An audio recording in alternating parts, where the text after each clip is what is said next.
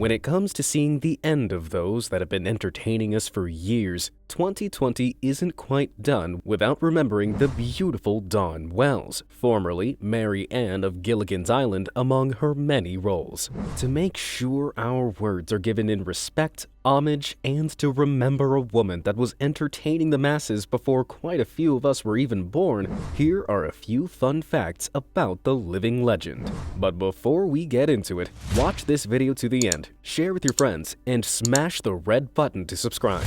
Early life. Well̲ was born Dawn Alberta Well̲ to Evelyn Steinbrenner and Joe Wesley Well̲ in Reno, Nevada, where she attended Reno High School. Her father owned a local Reno shipping center called Well̲ Cargo. After high school graduation, Well̲ attended Stevens College in Columbia, Missouri, where she majored in chemistry. She transferred to the University of Washington in Seattle, where she graduated in 1960 with a degree in theater arts and design. She was a member of the Alpha Chi Omega sorority. Career.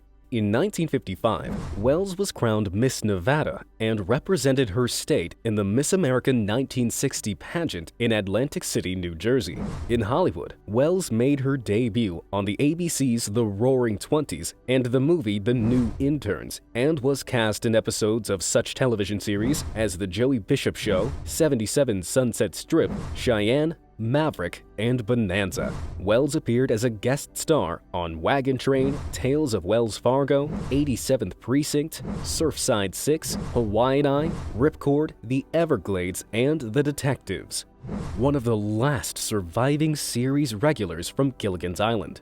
A lot of those watching this video will likely remember her days spent on the cast of Gilligan's Island, since the continual debate between who was hotter, Ginger or Mary Ann, is still one that happens to spark now and then. Although both Dawn and Tina Louise, who is still alive and is the last surviving member of the show at this time, grew old a long time ago, and people are holding on to their images from decades past. Well, that's what folk tend to do, though since there are plenty of old characters that people still manage to compare with each other, and some that they'll pit against contemporary characters just to see who is thought to be more beautiful and in a sense more popular. Among such old characters is Well̲, who went on to star in other projects and even had a successful theater career after Gilligan's Island. But it's fair to say that the show managed to follow her wherever she went, since, as anyone should be able to imagine, her image from the show is how people wanted to see her, and ultimately how they came to care about her. However, everyone had their favorite on the show at one point, since plenty of folks even liked the skipper and the professor. But Well̲ was one of those that had a special place in the hearts of a lot of people for several reasons. One of those being that she felt like the down-to-earth individual that kind of rounded out the cast, given that Ginger was a movie star, the professor was highly intelligent, the Howells were extremely rich, and Gilligan and Skipper were more or less the comic relief and were responsible for the ship that brought everyone to the island. However, everyone had their part to play, and they did it so well that the show lasted for 98 episodes and even had a TV movie that came out in the 70s. Apart from that, Well's career was still a full one since before and after Gilligan's Island. She managed to land one role after another, no matter if she was an extra or had a part for more than one episode. The point is that she did more in her life than star as Mary Ann, but the fact is that a lot of people choose to see her this way, since to be honest, it was one of her best parts. The Mary Ann's Gilligan's Island Cookbook. In 1993, Well's published Mary Ann's Gilligan's Island Cookbook with co-writers Ken Beck and Jim Clark, including a foreword by Bob Denver. Alan Hale Jr., who played the skipper on Gilligan's Island, contributed a family recipe, Kansas chicken and dumplings, to her cookbook. Hale's character was the inspiration behind such concoctions as Skipper's coconut cream pie, Skipper's navy bean soup, and Skipper's goodbye ribeye, and he is depicted as Skipper Jonas Gumby in numerous photographs throughout the book. Her original gingham blouse sold for $20,700. Back in 2005, Welles sold the classic gingham blouse and cut-off jean shorts that her character became famously known for.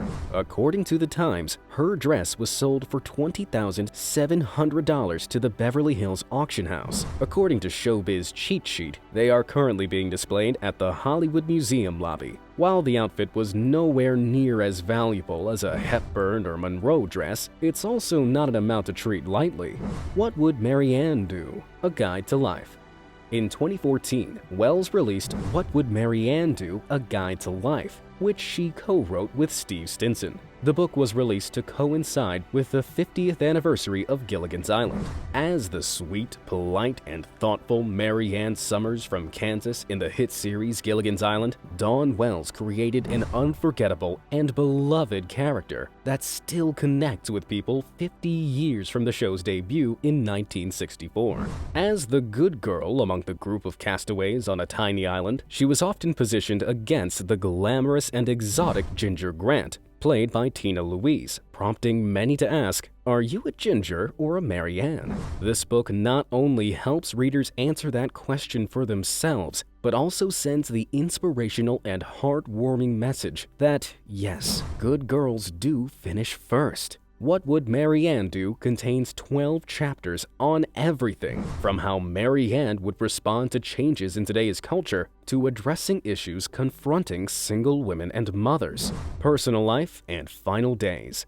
Welles married Larry Rosen, a talent agent, on October 27, 1962. The couple had no children and were divorced in 1967. Death. Welles died on December 30, 2020, at the age of 82 in Los Angeles, due to causes related to COVID-19 during the pandemic in California.